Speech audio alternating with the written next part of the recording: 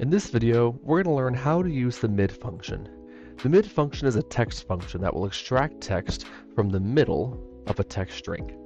Let's see it here in my example. Here I have my suppliers and my locations, and I want to go ahead and extract the state abbreviation from the middle of my text string. I see here I have the first two letters of the city, middle two are the state, and the last three are the department. So I want to go ahead and use the mid function to extract the text from the middle of my text string. I'll start here in cell D6 and put in my function. My first argument is text. This means what cell reference or text string am I referring to when I'm going to use this function.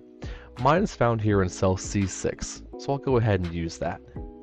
Comma. Next I have starting number. This means where in the text string do I want to start extracting text.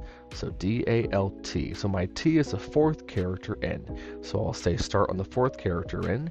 And then numchar is number of characters. And here's where it gets a little bit weird.